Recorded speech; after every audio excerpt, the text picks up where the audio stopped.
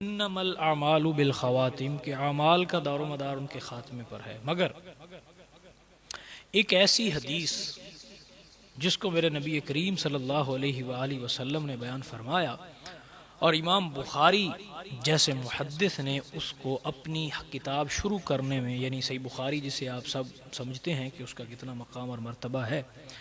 تو شروع کرنے میں سب سے پہلے اس حدیث کو لائے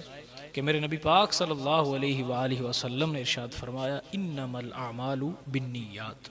کہ اعمال کا دار و مدار ان کی نیتوں پر ہے۔ اگر اس کی نیت درست ہوئی تو پھر اس کو اس کا اجر ملے گا، وگرنہ اگر نیت ٹھیک نہ ہوئی تو یقیناً وہ سب جو اس نے اعمال کیے وہ بے سود رہیں گے۔ آپ دیکھیں سید القونین نے ارشاد فرمایا کہ قیامت والا دن ہوگا اور ایک عالم، اور پھر فرمایا ایک شہید، اور پھر فرمایا ایک سخی، اور اسی مفہوم میں مختلف متون کے ساتھ احادیث کی کتب میں یہ حدیث آئی کہ میرے نبی پاک صلی اللہ علیہ وآلہ وسلم نے ارشاد فرمایا کہ یہ جہنم میں جائیں گے تو سوال کیا جائے گا کہ کیوں جہنم میں جا رہے ہیں، حالانکہ یہ عالم تھا اور دین کا علم رکھنے والا تھا اور دین کی تبلیغ کرتا تھا۔ تو کہا جائے گا کہ چونکہ اس کی نیت ایسی تھی، اس نے نیت ایسی کی تھی کہ لوگ سمجھیں کہ میں عالم ہوں، تو یاد رکھیں کہ اگر آپ نے لوگوں کو راضی کرنے کے لیے تقریریں کی، دین کا علم پڑھا، لوگ کہیں کہ آپ عالم ہیں، یا آپ نے دین کی تبلیغ اس لیے کی کہ لوگ کہیں کہ یہ بہت بڑا مبلغ ہے، تو یقیناً حضور سرکار نے ارشاد فرمایا کہ جس کی یہ نیت ہوگی اور وہ کام کرے گا تو وہ اس کو نفع نہیں بخشنے والا ہوگا، بلکہ وہ سخی بھی جہنم میں جائے گا جو یہ اس لیے سخاوت کرتا ہوگا کہ لوگ کہیں کہ یہ بہت سخی ہے۔ اللہ کی رضا جب شامل حال نہیں ہے تو پھر وہ مال دینا بھی کسی کام نہیں آئے گا۔ اگر تو نماز پڑھتا ہے اور تیرے دل میں یہ نیت ہے کہ لوگ کہیں کہ حضرت صاحب تو بڑے نمازی ہیں، تو یقیناً پھر لوگ تو تجھے کہیں گے، قیامت کا دن ہوگا تو وہ بندہ کہے گا کہ یا اللہ میں نے اتنی نمازیں پڑھی، مجھے اس کا اجر دے دے، تو اللہ فرمائیں گے تو نے تو لوگوں کے لیے پڑھی کہ لوگ تجھے نمازی کہیں، تو لوگوں نے تجھے دنیا میں کہہ دیا نمازی، تیرا اجر نہیں ہے اب ہمارے پاس، تو اس کا اجر ہوگا جس نے اللہ اور اس کے رسول کے لیے کیا۔ مشکات شریف کی حدیث ہے، حضور سرور کونین صلی اللہ علیہ وآلہ وسلم نے فرمایا الحب فی اللہ والبغض فی اللہ، جن لوگوں کا یہ عقیدہ ہوگا وہ ایمان پر ہیں کہ ان کی محبت بھی اللہ اور اس کے رسول کے لیے ہوگی، ان کا بغض بھی اللہ اور اس کے رسول کے لیے ہوگا، ان کی نیت یہ ہوگی کہ ہم نے ہر عمل اللہ اور اس کے رسول کے لیے کرنا ہے۔ یہی اللہ کے قرآن نے بھی کہا عبد اللہ مخلص اللہ الدین، کہ دین اللہ کی عبادت کرو مخلصی کے ساتھ۔ اسی طرح ایک حدیث شریف ہے، میرے نبی پاک صلی اللہ علیہ وآلہ وسلم آپ کے صحابی تھے، انہوں نے گھر بنایا تو میرے نبی پاک صلی اللہ علیہ وآلہ وسلم تشریف لے گئے، تو آپ نے دیکھا تو روشن دان تھا، تو حضور صلی اللہ علیہ وآلہ وسلم نے پوچھا کہ بھئی یہ روشن دان کس لیے لگوایا؟ تو عرض کی یا رسول اللہ صلی اللہ علیہ وآلہ وسلم، سرکار تاکہ اس میں سے روشنی آ سکے اور اس میں سے ہوا آئے۔ تو میرے نبی پاک صلی اللہ علیہ وآلہ وسلم نے ارشاد فرمایا اگر تم یہ نیت کرتے کہ اس میں سے اذان کی آواز آئے گی تو چونکہ روشنی تو ویسے بھی آنی تھی، ٹھیک ہے، اور ہوا بھی آنی تھی، مگر اگر تو نیت یہ کرتا کہ تو نے اس کو اس لیے رکھا کہ اذان کی آواز آ جائے تو اللہ تجھے ثواب بھی دے دیتا اور تیرا کام بھی ہو جاتا۔ تو یقیناً نیتوں کا بہت زیادہ، بلکہ ایک تہائی علم کا ایک تہائی جو ہے وہ اس حدیث میں ہے کہ انما الاعمال بالنیات، اعمال کا دار و مدار تو نیتوں پر ہے۔ اب اسی طرح بخاری شریف کی حدیث ہے، میرے نبی پاک صلی اللہ علیہ وآلہ وسلم نے اپنے صحابہ کو یہ حدیث سنائی، میرے نبی پاک صلی اللہ علیہ وآلہ وسلم نے فرمایا کہ پچھلی امتوں میں سے ایک شخص تھا جس کے بہت کثیر بیٹے تھے، اللہ نے اس کو بڑا مال دیا تھا اور اولاد دی تھی، بڑی ہنسی خوشی اس نے زندگی گزاری، تو جب وہ مرنے کے قریب آیا تو اس نے اپنی اولاد کو اکٹھا کر لیا اور اکٹھا کر کے پوچھا کیا میں تمہارے لیے اچھا باپ بن سکا؟ تو سب نے کہا کیوں نہیں، تو ہمارے لیے بہت اچھا باپ ثابت ہوا۔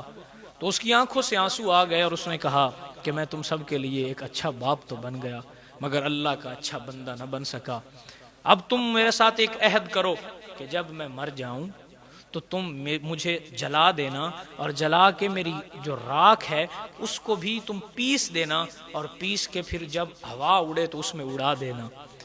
نہ چاہتے ہوئے بھی جب اس کا وصال ہوا تو اس کی اولاد نے ویسا ہی کیا اور اس کی خاک کو اڑا دیا ہوا میں۔ مگر مالک نے جب کن کہا تو ذرات اکٹھے ہو گئے، اللہ کے سامنے پھر کھڑا ہو گیا۔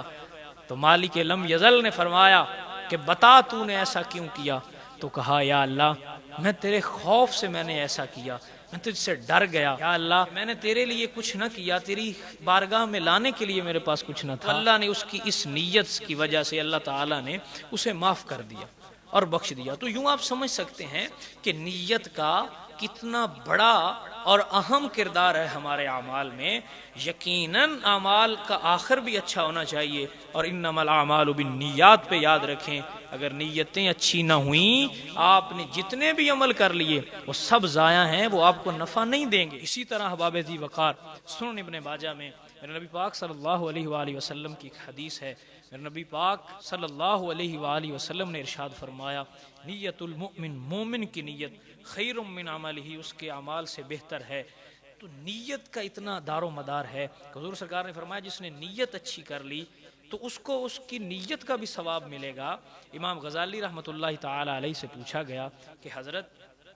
یہ نیت کا اچھا ہونا کیا ہے؟ تو فرمایا تمہاری ہر چیز اللہ اور اس کے رسول کے لیے ہو، یہ تمہاری نیت کا صحیح ہونا ہے۔ تو یقیناً ہماری نیتیں صحیح ہوں گی تو اعمال صحیح ہوں گے، اور نیتیں اچھی ہوں گی تو اللہ راضی ہوگا۔ غزوہ تبوک کے موقع پر میرے نبی پاک صلی اللہ علیہ وآلہ وسلم کے کچھ صحابہ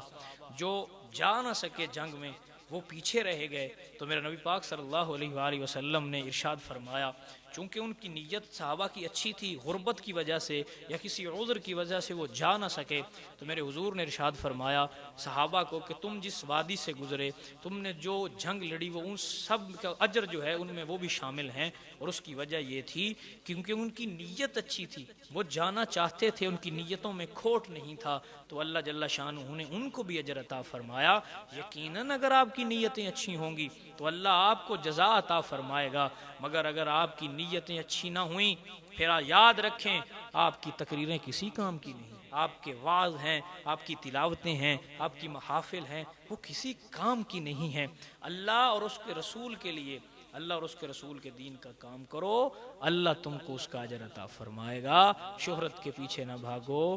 مال کے پیچھے نہ بھاگو، مال کے لیے کرو گے تو مال ملے گا، یہ یاد رکھو، یہ بڑی بات کرنے جا رہا ہوں، مال کے لیے کرو گے یقیناً مال ملے گا، عزت کے لیے کرو گے تو عزت ملے گی، شہرت کے لیے کرو گے تو شہرت ملے گی، مگر جب اس کی ذات کے لیے کرو گے تو پھر تجھے اس کی ذات کا عرفان ملے گا۔ تو یقیناً وہ سلطان محمود غزنوی نے کہا تھا کہ دربار میں چیزیں پڑی ہوئی تھیں، تو اس نے کہا تھا جو جس پہ ہاتھ رکھ دے وہ اس کا ہوا، وہ چیز اس کی ہوئی۔ تو کسی نے سونے پہ ہاتھ رکھا، کسی نے ہیروں پہ ہاتھ رکھا، تو ایاز نے سلطان محمود غزنوی پہ ہاتھ رکھا، تو بادشاہ نے کہا تو نے یہ کیا کیا؟ تو کہا بادشاہ سلامت، سب نے چیزوں پہ ہاتھ رکھا اور میں نے سب چیزوں کے مالک پہ ہاتھ رکھ دیا کہ وہ میری ہو گئی۔ تو آپ لوگوں کے لیے سب کچھ کرتے ہیں، اللہ اور اس کے رسول کے لیے سب کچھ کریں، یقیناً آپ کی نیتیں درست ہو جائیں گی تو بہت سے معاملات درست ہو جائیں گے۔